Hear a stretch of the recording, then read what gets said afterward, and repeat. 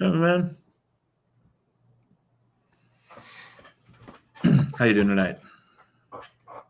Oh, that's right. We're the untimed format, aren't we? I didn't even realize I could talk. Yeah, this is just open Um, discussion style.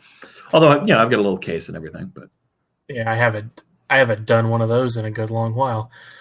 Okay, that I'm using the right microphone. These are new headphones, and I don't have the option not to have a microphone on them. gotcha.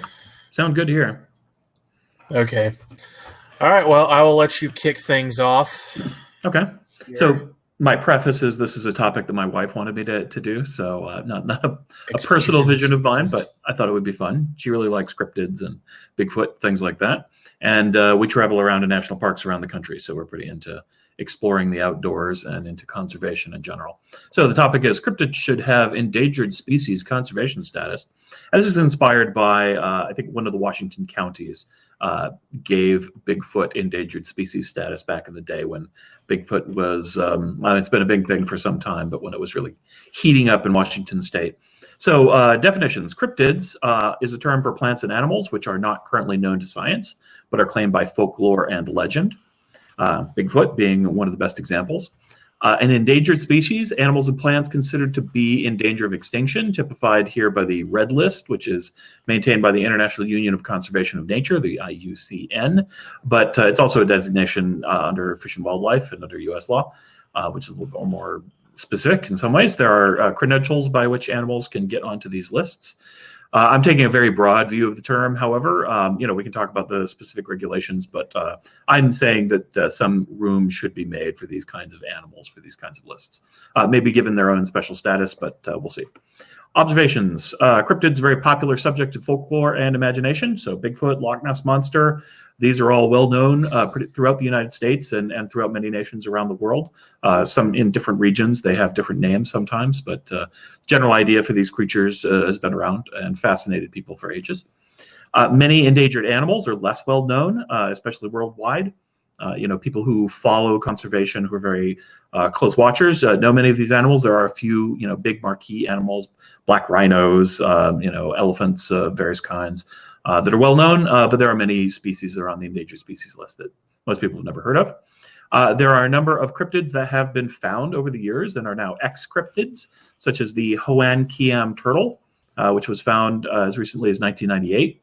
Hogzilla, which was a type of feral hog of exceptional size that many people didn't believe exists, but it was killed in 2005, and there are pictures of it. It's just absolutely ridiculously enormous wild hog, crossbred with local pigs. You got the giant squid, which was just sort of a rumored kraken monster up until 1870 when actual specimens of it were discovered. Hasn't really even been filmed much until the modern age. The African unicorn, also known as the okapi, which was discovered in 1901. The Komodo dragon, people thought giant lizards were just something you dug up old bones for up until 1926. The sea serpent, also known as the oarfish. Now, people have found specimens of those going back to 1772, but they've never actually been filmed in 2001. It's a pretty legendary creature. The duck-billed platypus, nobody believed that existed until people brought one back from Australia in 1799. The Bondigazu was discovered in 1994. It was thought to be, a spirit creature of the forest.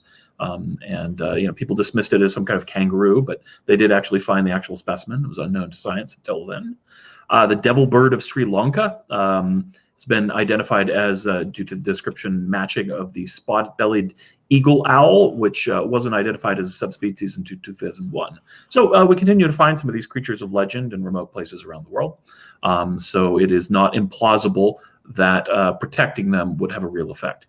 So in some states and counties, if an animal is not specifically protected, they are allowed to be hunted or killed. For instance, in Texas, if something is not on the endangered species list or any other list, you suffer no repercussions for shooting it, even if it's the last of its kind. Now, other states such as California, the reverse is true. If it's not specifically on a list, you can go ahead and shoot it. Or if it's not specifically on a list, then you cannot hunt it. So if it's unknown, you're not allowed to hunt them. So it depends on in the United States and which state you're in, but around the world there are different rules. But generally, if something is protected, if it's on an endangered species list, you can't hunt it anywhere. So That leads to my contentions. Giving at least some cryptids endangered species status would have the following benefits. If such an animal does exist, it gives them protection from hunting. This upholds value of conservation of nature and biodiversity, which we find useful. Two, it allows for a wider publicity for efforts to protect rare and endangered species animals because of the notoriety of these creatures. When you put them on the endangered species list, you get a lot of news coverage. A lot of people pay attention because it's kind of sensational, and also it's just interesting to people because they like these legendary creatures, makes for good mascots, and it allows people to talk about protecting endangered animals. It encourages interest in science and critical thinking by sparking discussion of the principles behind species conservation, which is pretty much what this debate is about, kind of an example of that. It establishes a precedent that if you don't know what something is in nature, you should protect it and preserve it rather than seek to do it harm or disturb it. So those are the reasons why I think it would be useful. And I'm looking forward to your critiques and possible disadvantages of doing this. Well, I will first say right off that I'm coming into this debate with two general premises and limitations. First of all, I came mostly prepared to discuss the American endangered species list. There's so many international bodies that regulate hunting and other things of particular species, both endangered and not, that it would have been difficult for me in scope to prepare outside of the United States. For instance, you referenced the ICUN list. The ICUN is, to my understanding, a nonprofit agency. I don't know if they even have any regulatory power. Beyond that, you've got like the United Nations. You've got every individual nation on the planet. So the most familiar thing to me is the American Endangered Species Act of 1973. I think that'll be an instructive act, though, because it was sort of a watershed in conservation. It's been called the Magna Carta of species conservation. Before that, there wasn't really a concept, either domestically or internationally, of species conservation. Secondly, I'll be operating from the premise that cryptids do exist, because honestly, why would we want to debate that? Obviously, Bigfoot's real. I mean, the gold star that I have for winning a debate I won for arguing Bigfoot is real. It is real. However, in discussing what real means when it comes to cryptids, we start to see some of the flaws with automatically classifying something that is considered cryptozoological as endangered. You bring up, for instance, the duckbill platypus, and you're correct in saying that outside of Australia, where it is native, people didn't believe that it existed until someone brought it back to the, I suppose you would say, the West, although Australia is so far west it's east. But now that we know the platypus is real, it has actually been classified as of least concern in terms of conservation status. You also brought up the Komodo dragon. It is considered vulnerable, but it's not endangered, it's not threatened. It's just vulnerable, which is right below least concern. So one of the major disadvantages of classifying something that is cryptozoological that is not yet confirmed by science is that you may get the science completely wrong. The Endangered Species Act, the strength of it is that it places the authority to declare endangered species in a regulatory body, as opposed to leaving it up to Congress or to the individual states, and it puts it in the hands of scientists. However, the act itself requires a degree of fact-finding, and one of the major criticisms of the act itself, particularly by American conservatives, has been the fact-finding element and the fact that it's not entirely public. In fact, there was an effort in 2014 by the Republican House of Representatives to force the secretary. I can't remember which secretary it is. I'm thinking it's Secretary of the Interior, but whichever secretary makes this determination, to disclose publicly the facts underlying an endangered species determination. This was threatened with a veto by President Obama and threatened with being shot down by the then Democratic Senate. But part of the public confidence is the idea that we can trust the scientists to make these determinations within the limits that Congress has set for them. If you start saying, well, we're not entirely sure what it is, but we're going to put something like Bigfoot on the endangered species list, before you do the scientific fact-finding as far as how do we define the species, what is its current population level, etc., you undermine public trust in the process of naming endangered species. You cite that naming these cryptids, which have this sort of mythological or folklore appeal to them, on the list would raise interest in conservation and in science. I would posit it could have the opposite effect. If the Endangered Species Act had been in place before the platypus was a known species, and sight unseen, American scientists had declared the platypus to be endangered, or worse, if international scientists had declared it to be endangered, and then all of a sudden people actually did the research and found out not only is there a platypus, there's a whole boatload of platypi, so many that we're not even worried about its environment, let alone the species itself. Well, now the next time that you come up and say, we have now discovered this species and we want to put it on the list, the public reaction is going to be, well, the last time you did that, you prevented all of this economic activity when you actually had no scientific basis to do so. That brings up a point two. A key element of the Endangered Species Act is designated a critical habitat for the species at hand. So not only do you have to be able to define the species, but you have to be able to define the habitat, the survival, and repropagation. When it comes to cryptids, a common element of cryptids is that their posited environment can be extremely wide-ranging. Internationally, you can look to the Yeti, which has been purported to be all throughout Southeast Asia, particularly in the mountains of Tibet, Bhutan, and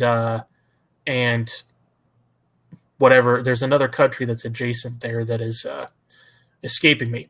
But you've got a massive mountain range that if you were to designate the Yeti based on just the rumors that we have of it as endangered, you'd be designating a huge swaths of land as critical habitat, which would prevent would prevent a lot of development of those areas. It would prevent a lot of uses that could transform the land. More important domestic example of this is, in fact, Bigfoot. The effective range of Bigfoot sightings is basically the entire western seaboard, ranging as far south as Northern California and as far north as the border between Alaska and British Columbia. If you designate all of that area as critical habitat because you can't narrow down what's actually important to Bigfoot's survival versus just where it's been spotted, you have a significantly greater impact than the kind of environmental impacts that you have for actual endangered species, which can usually be limited to a small, relatively small geographic area. Third problem with designated cryptids as endangered, as you stated, there a lot of the creatures that we once believed to be cryptids have turned out to have more, I don't want to say more common, but they've turned out to have rational explanations. By saying we don't know what it is and therefore it must be endangered, it must be rare, it must have some mythical quality, you're actually discouraging the science of finding out what's really going on. Bigfoot is another prime example. Through the rigors of science, we now have a pretty good concept that the sightings of Bigfoot from the early American settlers and going on even towards into modern day are mostly caused by the black bear. Not an endangered species, not nearly as interesting as Bigfoot would be, but still understanding the reality behind the cryptid is instructive both towards how we coexist with the black bear itself and towards how the mythology of Bigfoot fits into reality. It knowing that Bigfoot has a basis in reality that is some other creature allows us to take Bigfoot more seriously, take people who posited Bigfoot more seriously than if we had just said, well, Bigfoot's a mystery, it's endangered, it must not be this black bear. Again, has the potential to undermine the interest in science and the legitimate interest in conservation. Fourth issue, and it's related to the habitat issue, is that when an endangered species is designated and its critical habitat is identified, it significantly impedes economic activity in that area.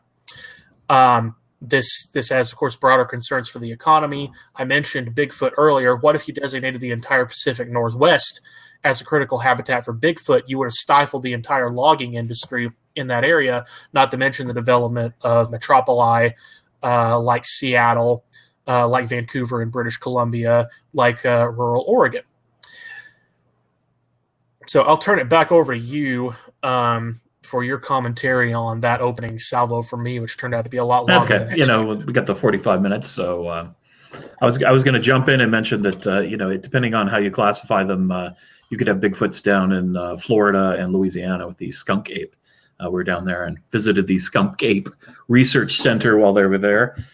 Some maintain different creatures, some maintain the same, but kind of a point of fact. Yeah, so Bigfoot can be found almost everywhere in the United States, according to reportings of him.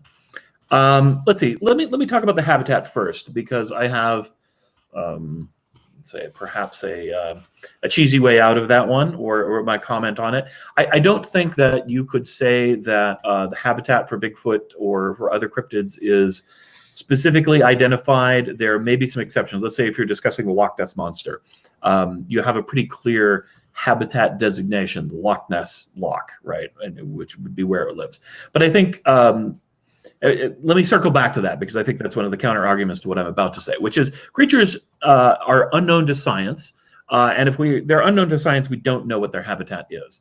So it wouldn't be practical to designate habitat protection for cryptids under this rubric. Now, I did a little bit of research on the Act from 1973 and subsequent changes to it to try and determine whether there was a hard linkage. If you declare something that is an endangered species, there's a number of categories in which you can declare them. The one that seemed most fitting is if there are known to be less than 250 individuals in the species, and if you don't know that there are any existing, I suppose technically you could say that they might fall into that category.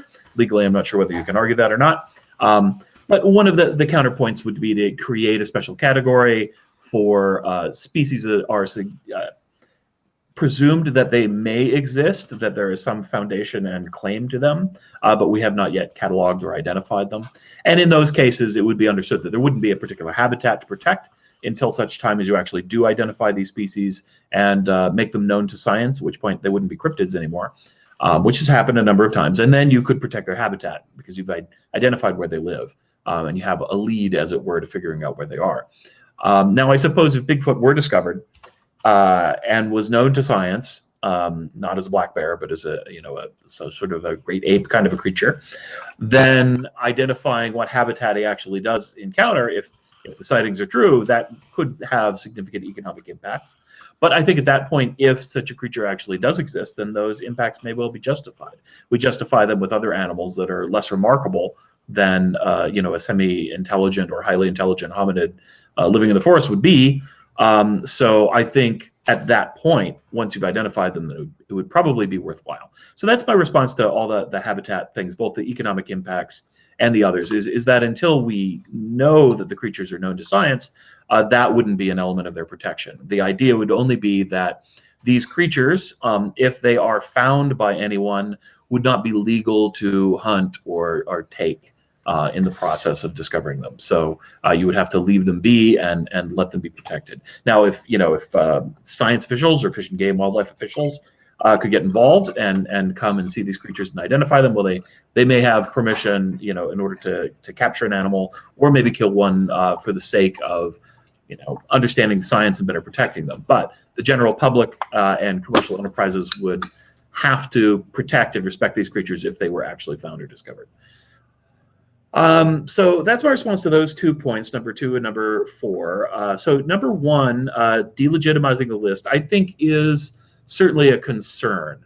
My response to that would be to take a particular approach, and that approach would be to educate the public, if you're going to be using these things for publicity purposes, which is one of the proposed benefits, that you make it clear that the intention, as I outline in my case, is that if these creatures are found, and they have been found in the past, legendary creatures have been discovered over time, that we want to protect them. And so we are adding them into the list so that we understand that if you see a creature, if you ever have a Bigfoot encounter, you should not shoot at it, unless you're using a camera. You should not, attack its environment or try to trap it or poison it or anything like that. You should let scientists know, let somebody know, so that we can further the discovery and further the knowledge of science and protecting the environment. So you take it in a relatively by saying that, yes, we know these are creatures of legend and folklore, but the process of science has been through the history investigating and taking a close look at these things. And sometimes we do find these creatures, and if we do, we want to protect them. And so that's what we're here to talk about today. So I think you can do it without delegitimizing it in the view of most people, although perhaps, you get the sensational headlines, and then it becomes a question of what's more important, the protecting against criticism, which I think is always going to exist. People who are against the Endangered Species Act on principle are going to attack it no matter what. They'll use this fodder, but you're really trying to reach out to a broader audience and gain greater sympathy. So I think it's a little bit of an open question which impact it would have. I think that's a very legitimate concern, but I think there's an approach you can take to it that can help deal with that. Indeed, like when it was banned in Washington, interesting point of fact for anybody listening, really their main intent was that they had all these people showing up to hunt for Bigfoot, and they were afraid that the Bigfoot hunters were going to shoot somebody else hunting for Bigfoot in the process, considering that Bigfoot would look a lot like a person walking around the woods, maybe wearing a heavy coat that's camouflaged or something. So they were like, look, we don't want people shooting themselves in the woods, so we're going to say you cannot shoot Bigfoot if you were to find him. That would be a felony. They later had to reduce it to a gross misdemeanor, I believe.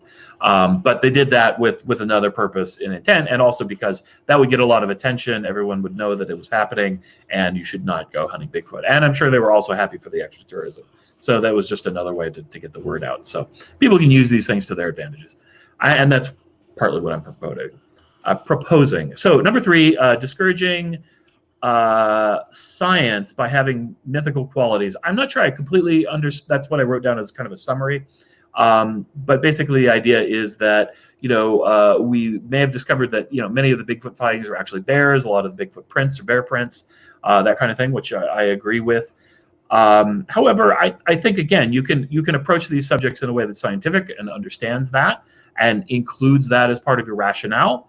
Not that we're trying to protect black bears, we're trying to protect this other creature. But then again, once you've found these creatures, then you catalog into the science, you demystify them in one respect or another. A number of these, creatures over the years had magical properties. You sea serpents and the platypuses and other things, have legendary qualities. Science is often in the process of taking things that have legendary qualities or mystic understandings and bringing them into a scientific and empirical framework, right? Which is just kind of part of the process of science in general, in dealing with the world. And this is a process of taking the mystical world of animals and spirits and bringing them into science. So that's my take on it. I'll pass it back over to you. Well, that raises a point that I hadn't considered before this point in the debate. There's a serious question of, do we want science messing with our cryptids? Once Bigfoot becomes a black bear, it's not Bigfoot anymore. So once you start talking about how we scientifically classify the unicorn or the Yeti or the chupacabra, you've taken away an element that's outside of science's purview in exchange for what exactly? What you get back out of science is likely not going to have anywhere near the same value as the mythological aspects of the creature. The Komodo dragon is a pretty good example. At the end of the day, it's a big lizard. It's not a dragon. Wouldn't you rather think about dragons? I'd rather think about dragons. The okapi, not really a unicorn. They're actually butt ugly. It's pretty mystifying looking creature, but yeah. You don't. Well, I mean, you don't see stuffed okapis. There's no okapis on My Little Pony. I'd rather have the unicorn. So interjecting science where science doesn't belong is a risk that you run when you start implicating things like the Endangered Species Act, which is a vehicle of science and not of myth or legend. Now, rolling back on that, though, we have to narrow down what really happens when you designate something as an endangered species, or what we're talking about here. You've cited the mostly ceremonial designation that the one county in Washington had. It had a purpose that had nothing to do with Bigfoot, which was to prevent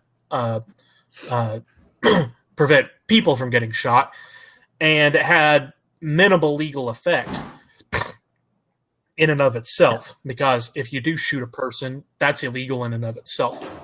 So those sorts of ceremonial designations, sure, you can have all over the place. I wouldn't be halfway surprised if we declared the cattle-wampus to be endangered here in Tennessee. You don't see a lot of them anymore. The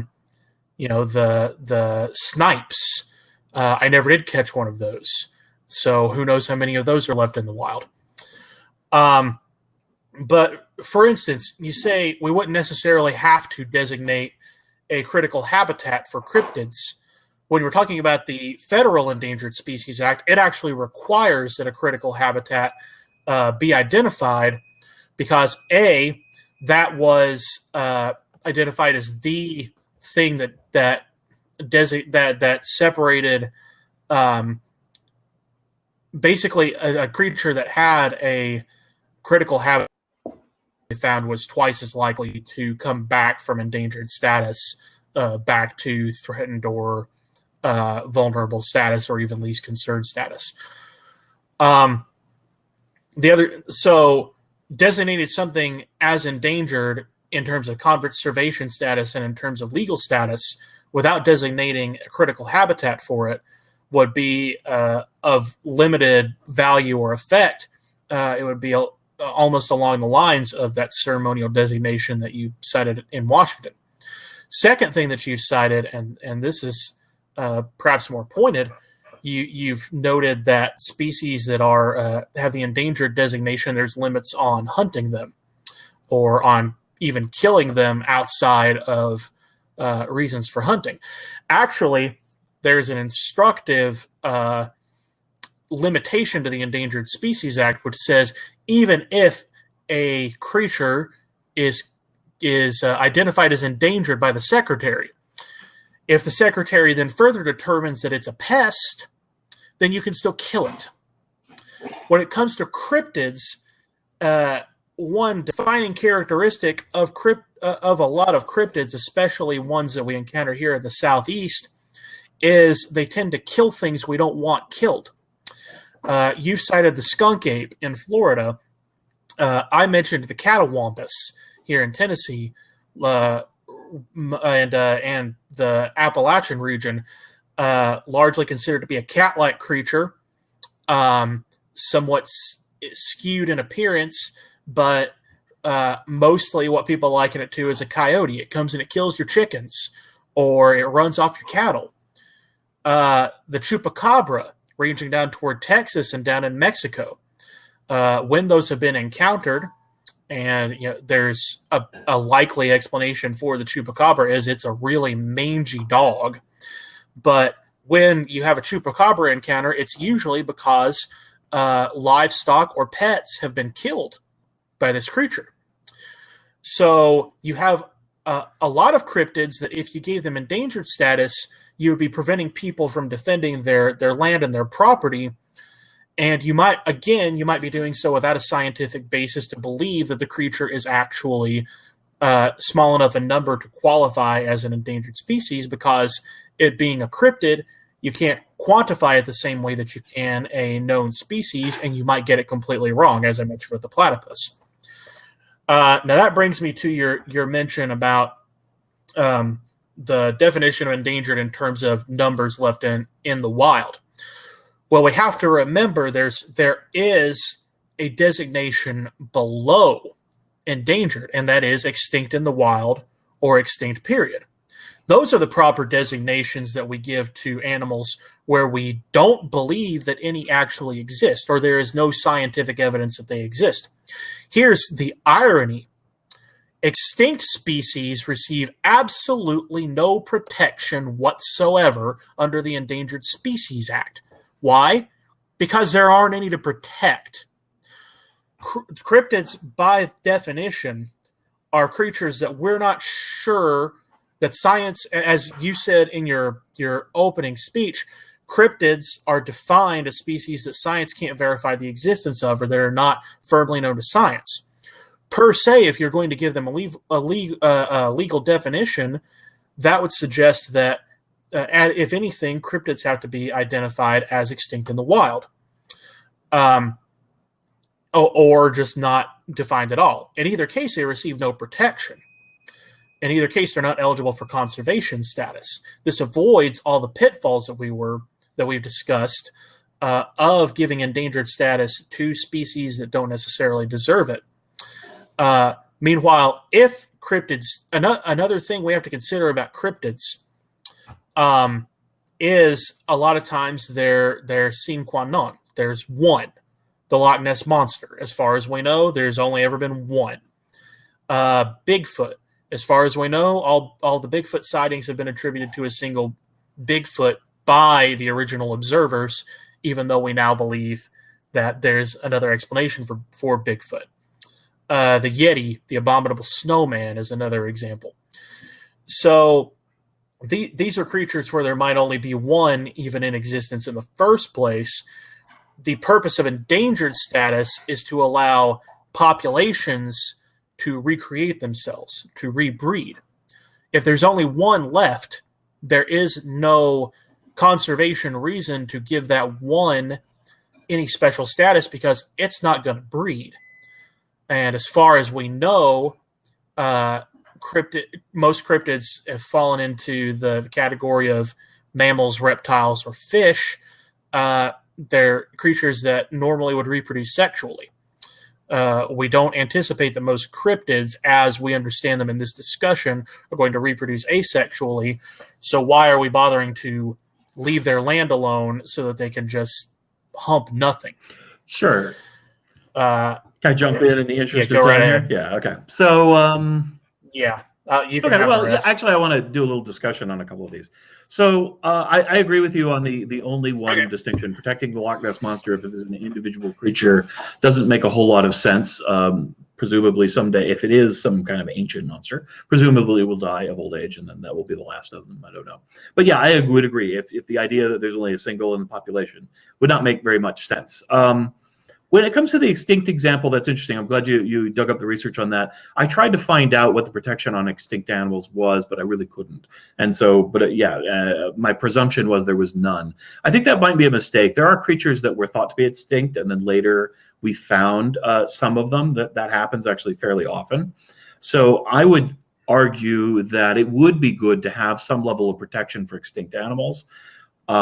Because they might not be extinct. The proof of a negative is something that's pretty difficult to ascertain.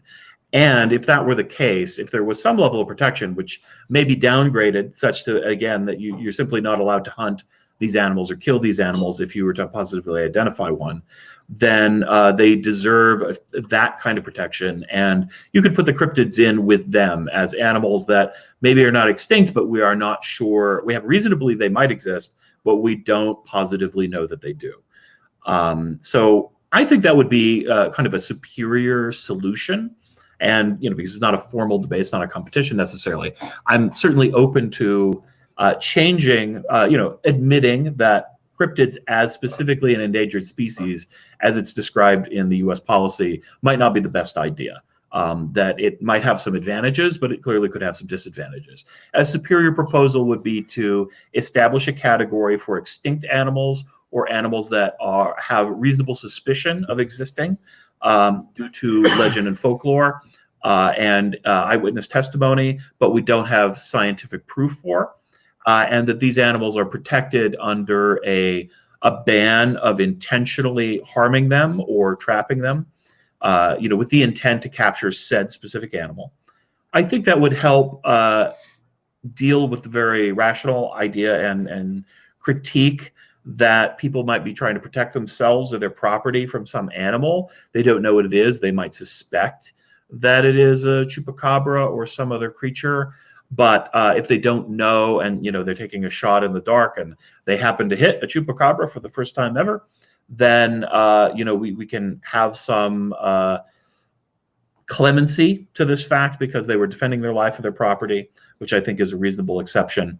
But then, of course, we would have the benefit of having, they would have discovered this creature and entered it into the annals of science. And that would be a great thing. They'd probably be celebrated for that, actually. But then, furthermore, we could take efforts to try and protect these animals once they're found. I think there probably would not be as much publicity benefit since you're not using this popular term of endangered species that everybody understands. But you could create a nice ringing name for it and probably still get some kind of benefit out of that. When we talk about demystifying, I think that's a really interesting point. And I do think there is a value to myth, superstition, and legend, especially it's part of people's culture, which is a big part of their identity. And I wouldn't want to demystify that. But I think in many cases, people would be heartened if a creature was discovered that did match the myths and legends.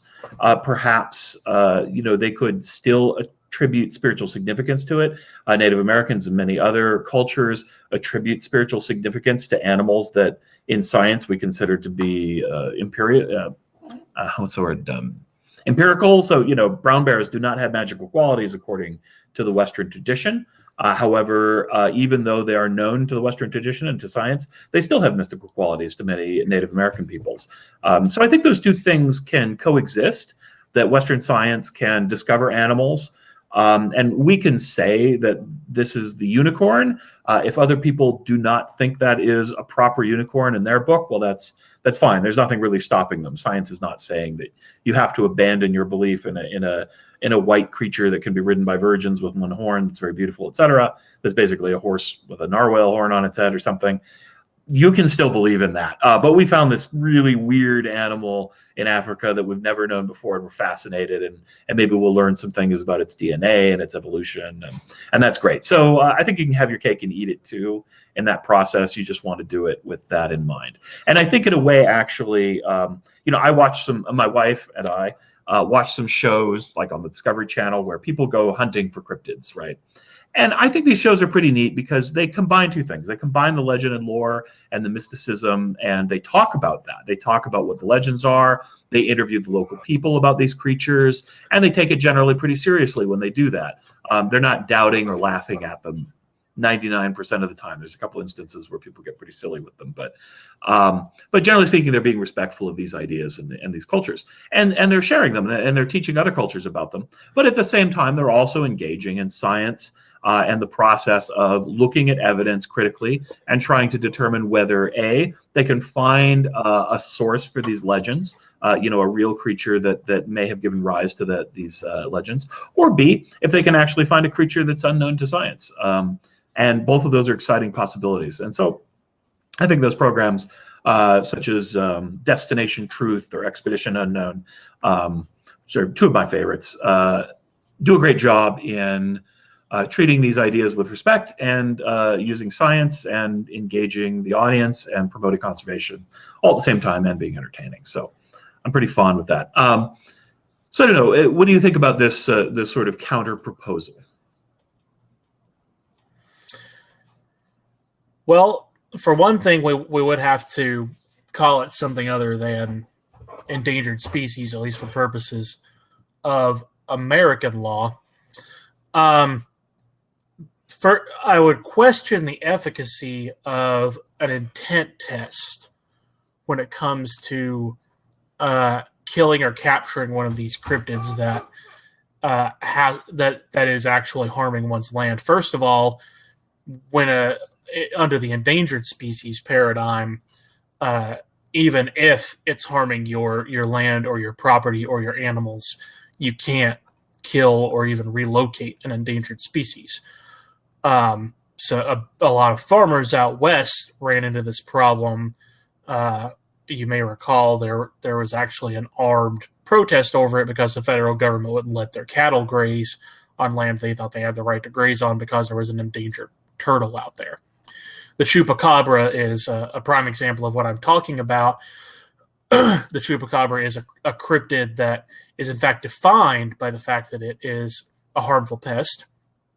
And people, do when they can't identify exactly what's harming their livestock, their intent is to catch the chupacabra. But how does that hold up in court versus, if you are trying to catch a chupacabra and you catch a mangy dog, have you still violated the law? Or if you intend to catch a mangy dog and you catch a chupacabra, but you were certainly trying to catch a creature that was doing bad things, where do you draw the line there? But as on the mythological level, I would sincerely question why we, other than, not wanting the creature to be killed is one thing, but not even wanting the creature to be caught is another. I mean, we're all familiar with such mythological creatures as Victini, Darkrai, Keldeo, Celebi, and Jirachi. Only one of each of them in the world, and every Pokemon trainer worth his salt is trying to catch them. They want to catch them for perfectly benign reasons. Not to breed them, because you can't. Because that's not how Pokemon work, at least, well, actually it is now. They have boy and girl Pokemon, and you can get eggs, which is kind of awkward. But the purpose of catching the Pokemon is to possess the single Pokemon and to train it and to understand it. What if you're not hurting Bigfoot, if you're not hurting the skunk ape, if you're not hurting the abominable snowman, if you're not hurting Nessie, if the purpose is to enhance the myth by understanding the gravitas of the creature, then what is the purpose behind preventing its capture? Do we necessarily want to leave it alone when it clearly hasn't done a very good job of promulgating its own species at the very least? Well, I find the chupacabra case very difficult to answer. I think that's an excellent dilemma, because on one hand you have the value of wanting to discover and preserve a species if it indeed does exist, which is part of the whole premise of this debate.